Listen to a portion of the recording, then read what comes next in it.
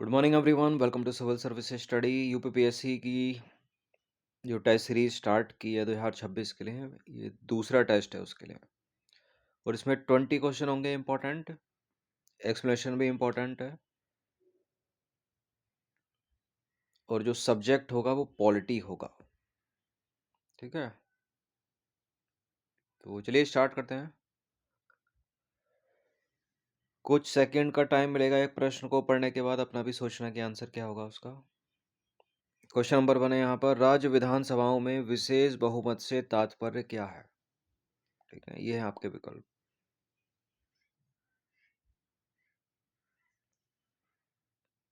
राज्य की विधानसभाओं में विशेष बहुमत से तात्पर्य क्या है। 2/3 मौजूदा और मतदान करने वाले सदस्यों को पक्ष में मतदान करना चाहिए। और बी है, उपस्थित और मतदान करने वाले सदस्यों के 2/3 सदस्यों को पक्ष में मतदान करना चाहिए और यह संख्या भी उस सदन की सदस्यता की कुल संख्या का बहुमत होना चाहिए। सी है, उपस्थित और मतदान करने वाले सदस्यों के 2/3 सदस्यों को पक्ष में मतदान करना चाहिए और उस सदन की कुल सदस्यता का 2/3 बहुमत भी होना चाहिए। उपरोक्त सभी, यानी डी है क्या इसका आंसर।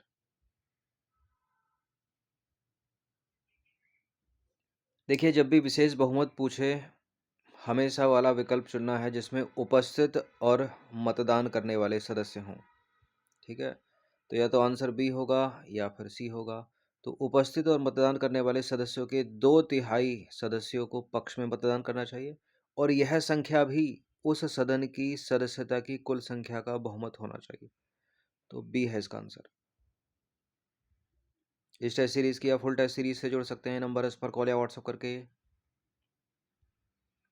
देखिए, विशेष बहुमत की बात करें तो जो विशेष बहुमत उल्लेख है वो भारतीय संविधान में अनुच्छेद 249 में है, 368 में है और 61 में है। ठीक है, विशेष बहुमत अनुच्छेद 249, उपस्थित या मत देने वाले सदस्यों में से कम 2/3 सदस्यों का बहुमत।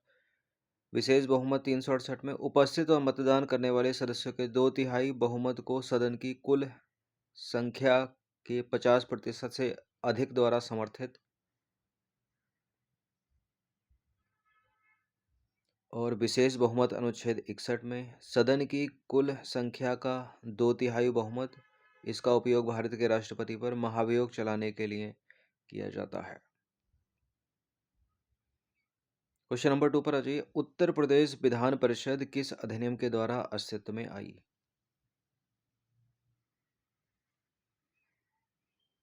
देखिए, उत्तर प्रदेश विधान परिषद थी तो भारत का ही हिस्सा उस समय भी, तो भारत सरकार अधिनियम 1935 ही इसका उत्तर होगा।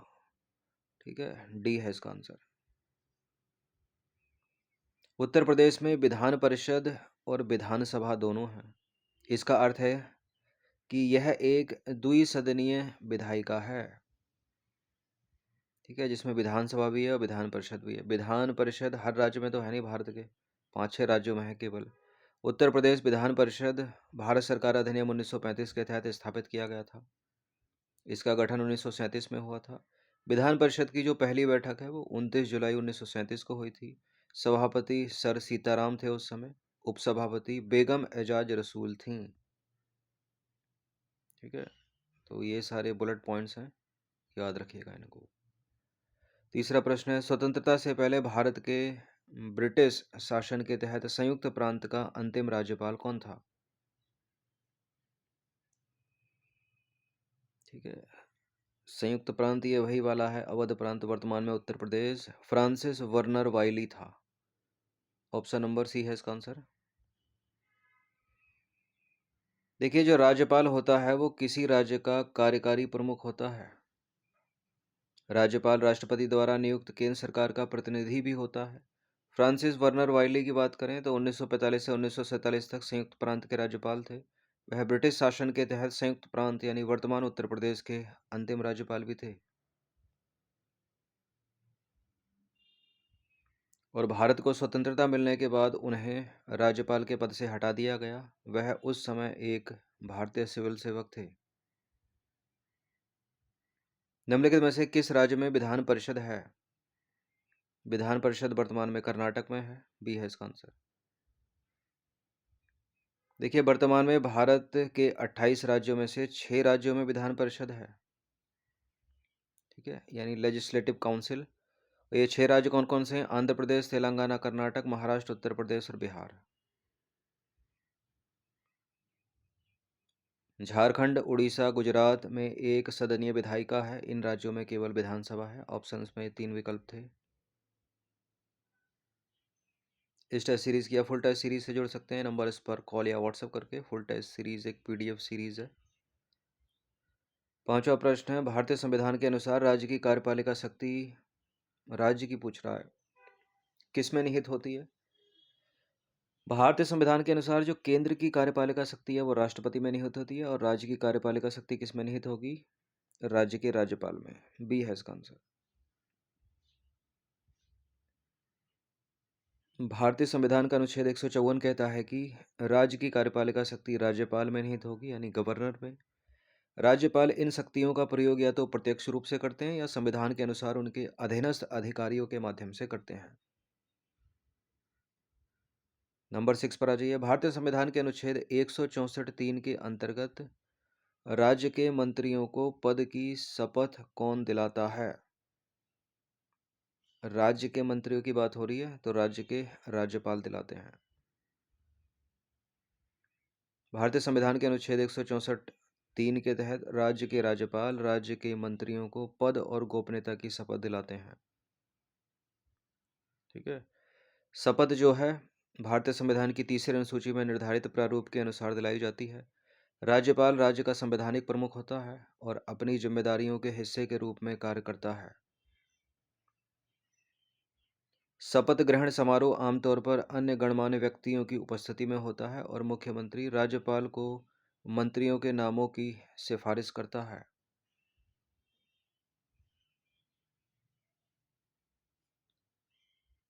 क्वेश्चन नंबर 7, भारत के मंत्रिमंडलीय पदानुक्रम में राज्य मंत्री सामान्यतः क्या रखते हैं? कैबिनेट पोर्टफोलियो पर अधिकार, किसी भी पोर्टफोलियो में कोई कार्यकारी उत्तरदायित्व नहीं, कैबिनेट मंत्रियों को सौंपे गए विभागों में द्वितीयक पद, या अपने सौंपे गए पोर्टफोलियो में कैबिनेट मंत्रियों के साथ समान स्तर। विकल्प ए में कुछ फॉन्ट कलर चेंज है, लेकिन उत्तर ये नहीं है इसका, वो वैसे ही हो गया कुछ। देखिए, भारत के मंत्रिमंडलीय पदानुक्रम में राज्य मंत्री, कुछ तो उत्तरदायित्व तो होगा उनका, बी तो नहीं होगा। अपने सौंपे गए पोर्टफोलियो में कैबिनेट मंत्रियों के साथ समान स्तर। ठीक है, डी है इसका आंसर।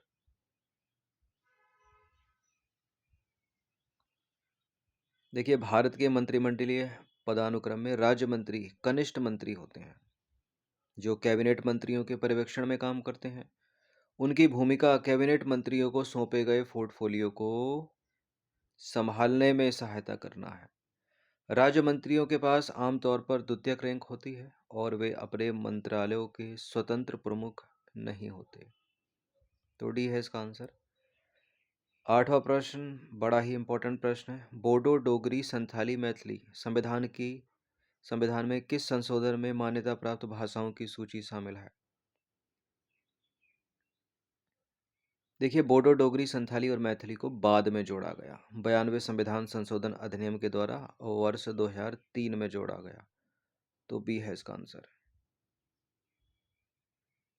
बोडो डोगरी, मैथिली और संथाली को 2003 में 92वें संविधान संशोधन द्वारा जोड़ा गया और 1967 के 21वें संशोधन अधिनियम द्वारा 8वीं अनुसूची में सिंधी भाषा जोड़ी गई थी, याद रखना। फिर 71वां संविधान संशोधन हुआ 1992 में, उसमें कोंकणी, मणिपुरी और नेपाली जोड़ी गई। भारतीय संविधान की जो 8वीं अनुसूची है उसमें कितनी भाषाएं हैं? 22 भाषाएं हैं, लेकिन मूल संविधान में 22 नहीं थी, 14 थी। ठीक है, उसके बाद 21वां संविधान संशोधन हुआ 1967 में, सिंधी को जोड़ा। फिर 71वां संविधान संशोधन हुआ 1992 में, कोंकणी, मणिपुरी, नेपाली जोड़े। फिर 92वां संविधान संशोधन हुआ 2003 में, बोडो डोगरी संथाली मैथिली जोड़े गए, तो कुल 22 हो गई। और भारतीय संविधान का भाग 10, 15, 16, 17 आधिकारिक भाषाओं के साथ अनुच्छेद 343 से 351 तक संबंधित है। ठीक है, भाग 17, 343 से 351। इस टेस्ट सीरीज की या फुल टेस्ट सीरीज से जुड़ सकते हैं, नंबर इस पर कॉल या व्हाट्सएप करके। क्वेश्चन नंबर 9 पर आ जाइए। अनुच्छेद 32 जो है भारतीय संविधान के किस भाग से संबंधित है? अनुच्छेद 32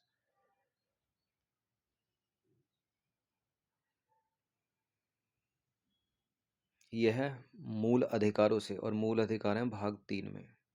ठीक है, 2 में सिटीजनशिप है, 4 में राज्य की नीति के निदेशक तत्व हैं, संग्रह क्षेत्र भाग 1 में है। ये सब पता होना चाहिए आपको। देखिए, भारतीय संविधान का अनुच्छेद 32 जो है वो व्यक्तियों को न्याय मांगने के लिए सर्वोच्च न्यायालय में जाने का अधिकार देता है। अनुच्छेद 32 के तहत संसद जो है सर्वोच्च न्यायालय की शक्ति का प्रयोग करने के लिए किसी अन्य न्यायालय को भी सौंप सकती है, बशर्ते कि वह उसके अधिकार क्षेत्र में हो। अनुच्छेद 32 मौलिक अधिकारों के प्रवर्तन के लिए है, और इस अनुच्छेद के तहत प्रदान किए गए न्यायिक आदेश के क्षेत्राधिकार की प्रकृति विवेकाधीन होती है। हमारे राष्ट्रीय प्रतीक अशोक चक्र में कितनी तीलियां हैं? ये एक ऐसा प्रश्न है कि डी ग्रुप से लेकर ए ग्रुप तक में पूछा जा सकता है। कुछ प्रश्न रहते हैं जिनको रखा जाता है एग्जामिनर्स के द्वारा, ठीक है, जो काफ़ी इजी होते हैं। 24 तीलियां हैं, डी है इसका आंसर। भारत के राष्ट्रीय प्रतीक की प्रमुख विशेषता अशोक चक्र में 24 तीलियां। ठीक है, ये तीलियां जो हैं बौद्ध दर्शन में वर्णित प्रेम, साहस, धैर्य, उदारता और निस्वार्थता जैसे 24 गुणों का प्रतिनिधित्व करती हैं।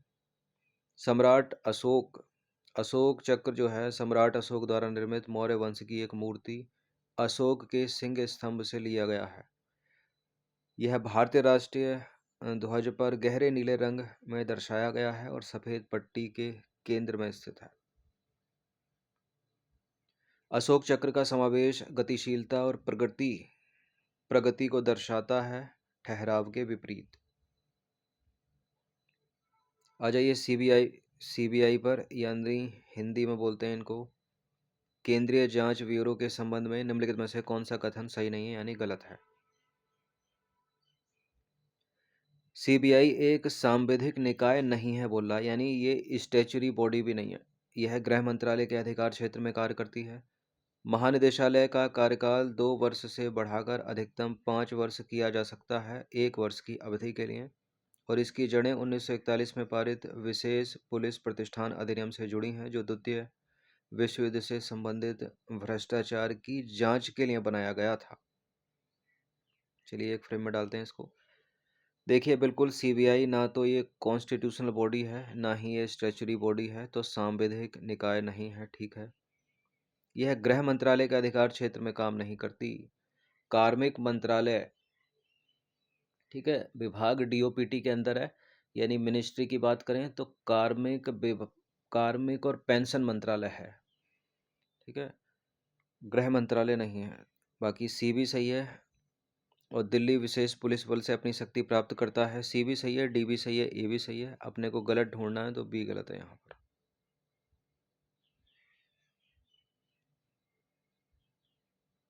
ठीक है, गलत क्या है? गृह मंत्रालय का अधिकार क्षेत्र में काम करती है, ये कथन जो है वो गलत है। देखिए, केंद्रीय जांच ब्यूरो यानी सीबीआई कार्मिक और प्रशिक्षण विभाग यानी डीओपीटी के अधीन कार्य करती है, जो कार्मिक और लोक शिकायत और पेंशन मंत्रालय का हिस्सा है, ना कि गृह मंत्रालय का। क्लियर? सीबीआई एक सांविधिक निकाय नहीं है। यह दिल्ली विशेष पुलिस प्रतिष्ठान अधिनियम 1964 से अपनी शक्तियां प्राप्त करती है। सीबीआई निदेशक का कार्यकाल 2 वर्ष से बढ़ाकर कुल 5 वर्ष किया जा सकता है, 1 वर्ष की अवधि के लिए।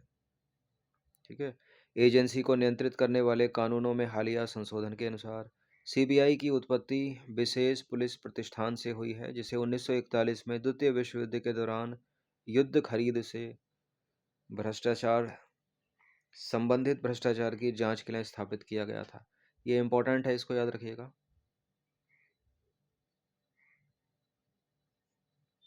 12वां प्रश्न क्या है? निर्वाचन आयोग के सदस्यों के संबंध में निम्नलिखित में से कौन सा कथन सही नहीं है पूछ रहा है।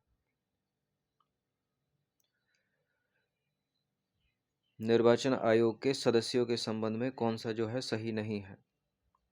संविधान ने निर्वाचन आयोग के पद पर नियुक्ति के लिए सदस्यों की योग्यता का उल्लेख नहीं किया है। संविधान ने निर्वाचन आयोग के सदस्यों के कार्यकाल की अवधि निर्दिष्ट नहीं की है। संविधान ने निर्वाचन आयुक्तों की संख्या निर्धारित करने में सक्षम व्यक्ति या प्राधिकारी का उल्लेख नहीं किया है। और चौथा है, संविधान ने सेवानिवृत्त निर्वाचन आयुक्त को आगे पुनर्नियुक्ति से वंचित नहीं किया है। बिल्कुल एक गलत है इसमें। देखिए, संविधान ने निर्वाचन आयोग के पद पर नियुक्ति के लिए सदस्यों की योग्यता का उल्लेख नहीं किया है, ठीक बात है। संविधान ने निर्वाचन आयोग के सदस्यों के कार्यकाल की अवधि भी निर्दिष्ट नहीं की है, ये भी ठीक है। संविधान ने निर्वाचन आयुक्तों की संख्या निर्धारित करने में सक्षम व्यक्ति या प्राधिकारी का उल्लेख किया है, ठीक है, वो भारत के राष्ट्रपति हैं। तो यही गलत है, यही आंसर है। डी में क्या था? संविधान ने सेवानिवृत्त जो निर्वाचन आयुक्त हैं उनकी पुनर्नियुक्ति से उनको वंचित नहीं किया, ये भी ठीक है। देखिए, निर्वाचन आयुक्तों की सेवा शर्तें और व्यवसाय का लेन देन अधिनियम 1991 के प्रावधानों के आधार पर भारत के राष्ट्रपति द्वारा निर्वाचन आयुक्तों की संख्या निर्धारित की जाती है, तो राष्ट्रपति है। निर्वाचन आयुक्त और अन्य निर्वाचन आयुक्तों की भारत के राष्ट्रपति द्वारा नियुक्ति की जाती है एक चयन समिति की सिफारिश के आधार पर। यह समिति बहुमत से गठित प्रधानमंत्री, एक केंद्रीय मंत्री और लोकसभा में विपक्ष के नेता से मिलकर बनती है। कैबिनेट सचिव की अध्यक्षता वाली एक खोज समिति पहले चयन समिति द्वारा विचार करने के लिए उपर्युक्त उम्मीदवारों का एक पैनल प्रस्तावित करती है। 13वां प्रश्न है, निम्नलिखित में से कौन सी शक्तियां जो है 43वें संविधान संशोधन अधिनियम 1977 के माध्यम से सर्वोच्च न्यायालय यानी सुप्रीम कोर्ट और हाई कोर्ट यानी उच्च न्यायालय को बहाल की गई थी? क्योंकि 42वें संविधान संशोधन के द्वारा ये शक्तियां छीन ली गई थी, जिसको मिनी कॉन्स्टिट्यूशन बोलते हैं, ठीक है। उसमें क्या हुआ था? हाई कोर्ट, सुप्रीम कोर्ट थोड़े कमजोर हो गए थे, संसद मजबूत हो गया था, लेकिन फिर से 43वां संविधान संशोधन हुआ। उसके द्वारा न्यायिक समीक्षा, जुडिशियल रिव्यू आ गया और रिट भी वापस आ गया। तो पहला और चौथा है यहाँ पर, तो इसका आंसर हो जाएगा ऑप्शन नंबर बी। देखिए, 43वें संविधान संशोधन अधिनियम 1977 ने सर्वोच्च न्यायालय यानी सुप्रीम कोर्ट और उच्च न्यायालय यानी हाई कोर्ट की न्यायिक समीक्षा शक्तियों को बहाल किया, जिन्हें 42वें संशोधन अधिनियम 1976 द्वारा कम कर दिया गया था। इसने न्यायालय को रिट जारी करने के अधिकार को फिर से स्थापित किया, संविधान में निहित मौलिक अधिकारों की रक्षा करने के लिए। क्वेश्चन नंबर 14 पर आ जाइए। भारत में पंचायती राज व्यवस्था के 3 स्तरों या परतों को निम्नलिखित में से कौन सा विकल्प सही ढंग से दर्शाता है? सबसे पहले जो निम्न स्तर या प्राथमिक स्तर पर होती है ग्राम पंचायत, कहाँ कहाँ है? यहाँ भी है, यहाँ भी है, यहाँ भी है। उसके बाद आती है ब्लॉक समिति, ठीक है, और उसके ऊपर आता है जिला परिषद। तो सबसे अच्छा उत्तर डी होगा यहाँ पर।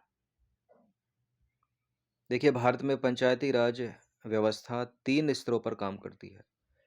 ग्राम पंचायत, ठीक है, उसके बाद ब्लॉक समिति या मध्यवर्ती पंचायत, और उसके ऊपर है जिला परिषद या जिला पंचायत। ये बेसिक है, याद रखना। 15वां प्रश्न है, भारत में पंचायती राज व्यवस्था के संदर्भ में ग्राम पंचायत शब्द किसको संदर्भित करता है? तो सबसे पहला स्तर है, ये प्राथमिक स्तर है, यानी ग्राम स्तर पर स्थानीय सरकार, एक शहरी नगर निगम, एक ब्लॉक स्तरीय समिति या एक जिला स्तरीय प्रशासनिक निकाय। तो है नहीं, है ब्लॉक स्तर यानी बीच वाला हो गया। शहरी भी दूसरा तीसरा मान सकते हैं। ग्राम स्तर पर स्थानीय सरकार, डी है इसका आंसर। देखिए, ग्राम पंचायत भारत में पंचायती राज व्यवस्था की मूल स्तर की संस्था है। यह ग्रामीण स्थानीय शासन की त्रिस्तरीय प्रणाली का एक भाग है, ठीक है, जिसमें ग्राम पंचायत, पंचायत समिति या ब्लॉक स्तर और तीसरा है जिला परिषद या जिला स्तर शामिल है। ग्राम पंचायत ग्रामीण क्षेत्रों के प्रशासन और विकास के लिए उत्तरदायी है। आई कब ये? शासन की यह व्यवस्था 73वें संविधान संशोधन अधिनियम 1992 के प्रावधानों के तहत स्थापित की गई थी। सारे के सारे प्रश्न मोस्ट इंपॉर्टेंट हैं ये। भारतीय संविधान का 42वां संशोधन सामान्यतः किस नाम से जाना जाता है? संवैधानिक मार्गदर्शिका, प्रमुख विधेयक, मिनी संसद, मिनी संविधान। देखिए बहुत सारे प्रावधान इसमें किए गए, इसको मिनी कॉन्स्टिट्यूशन यानी मिनी संविधान के नाम से जाना जाता है। ये है इसका आंसर। भारतीय संविधान का 42वां संविधान संशोधन 1976 में लागू हुआ था। इसके व्यापक और समग्र रूप से के कारण सामान्यतः मिनी संविधान के रूप में इनको जाना जाता है। यह प्रधानमंत्री इंदिरा गांधी के कार्यकाल के दौरान पेश किया गया था और भारतीय संविधान के इतिहास में सबसे दूरगामी संशोधनों में से एक है।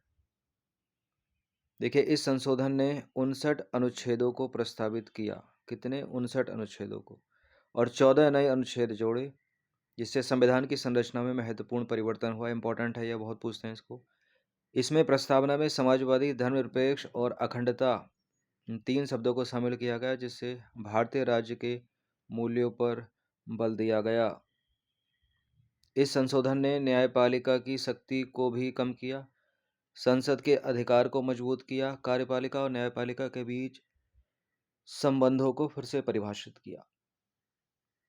ठीक है, ऊपर था एक प्रश्न, 42वें संविधान संशोधन ने क्या किया? न्यायपालिका की शक्ति को भी कम किया, ठीक, संसद के अधिकार को मजबूत किया, कार्यपालिका और न्यायपालिका के बीच संबंधों को फिर से परिभाषित किया। फिर इसके बाद एक 43वां संविधान संशोधन हुआ, उसमें क्या किया? उसमें फिर से जुडिशियल रिव्यू आ गया और रिट जारी करने की शक्ति आ गई, यानी हाई कोर्ट और सुप्रीम कोर्ट फिर से मजबूत हुए। 17वां प्रश्न है, निम्नलिखित में से कौन सा सहकारी समिति कानूनों के अंतर्गत अपराध माना जाता है? सही रिटर्न जमा करना, साप्ताहिक बैठकें करना, गलत जानकारी देना या राष्ट्रपति चुनाव को छोड़ना। सहकारी समिति कानूनों के अंतर्गत अपराध है गलत जानकारी देना, डी। देखिए सहकारी समिति की गतिविधियों के संदर्भ में गलत जानकारी प्रदान करना या जानबूझकर तथ्यों को गलत तरीके से पेश करना सहकारी समिति कानूनों के तहत एक आपराधिक अपराध माना जाता है। इस तरह के अपराध सहकारी समितियों की अखंडता को कम करते हैं और संबंधित कानूनों के प्रावधानों के अनुसार दंड, जुर्माना या कारावास भी हो सकता है। 18वां प्रश्न है, संवैधानिक कानून में न्यायिक समीक्षा के सिद्धांत को सर्वप्रथम किस ऐतिहासिक मामले में स्थापित किया गया था? देखिए भारतीय संविधान में बहुत सारी चीजें हैं जो दूसरे देश के संविधान से प्रेरित हैं या ली गई हैं। तो सबसे पहले तो भारत के बाहर ही हुआ होगा, तो मिनर्वा मिल्स केस जो भारत का, उसको हटा दीजिए। केशवानंद भारती बनाम केरल राज्य मामला भी हट ही जाएगा इसमें, तो इससे पहले की कहानी होगी ये कभी की। इसका उत्तर ऑप्शन नंबर ए 1803 मेरीबरी बनाम मेडिसन।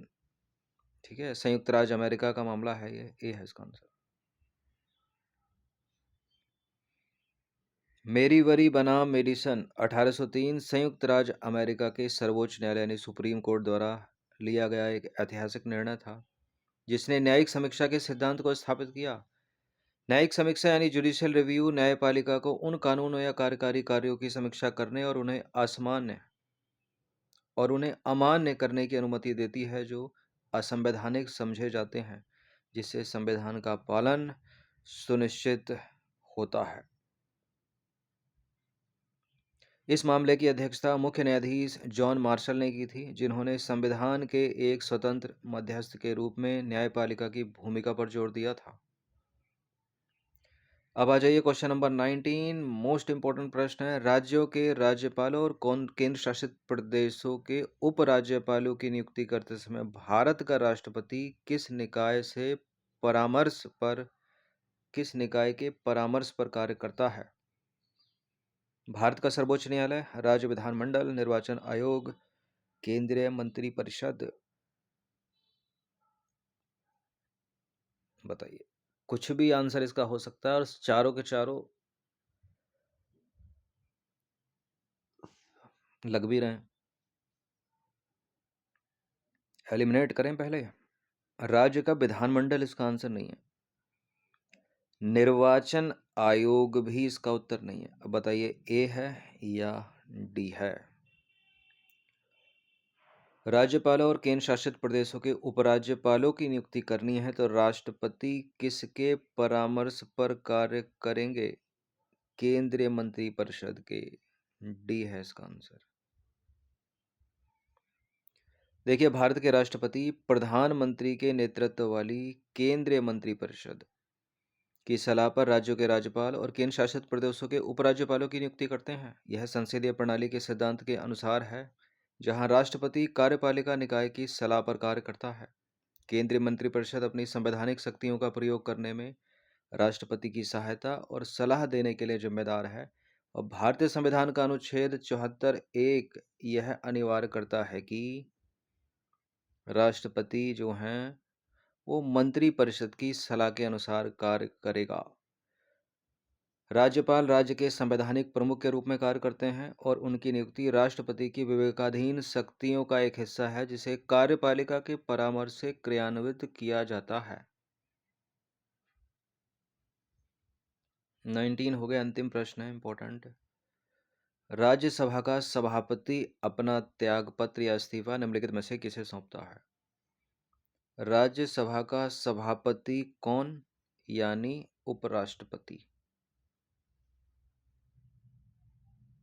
ठीक है, तो ये अपना त्यागपत्र किसको देंगे? सिंपल हो गया, अब तो राष्ट्रपति को। ए है इसका आंसर। देखिए, राज्यसभा के सभापति यानी उपराष्ट्रपति अपना त्यागपत्र राष्ट्रपति को सौंपते हैं। उपराष्ट्रपति यानी वो हो गए राज्यसभा के पदेन सभापति।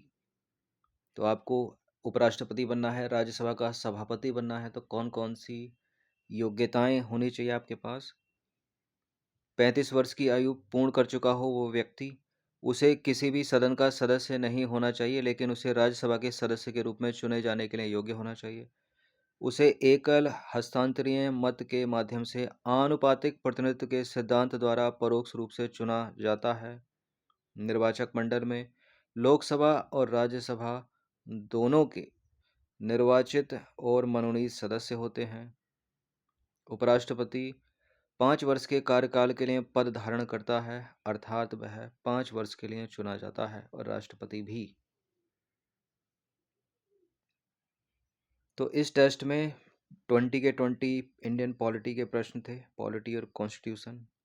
सबके सब इम्पोर्टेंट हैं, आने वाले जितने भी एग्ज़ाम्स हैं आपके उसमें हेल्पफुल होंगे ये। ठीक है, और किसी भी स्टेट के पीसीएस के लिए इम्पोर्टेंट है। आप इसकी फुल टेस्ट पीडीएफ सीरीज से जुड़ सकते हैं, प्रिंट कराकर प्रैक्टिस कर सकते हैं। ये नंबर इस पर कॉल या व्हाट्सअप करके। धन्यवाद।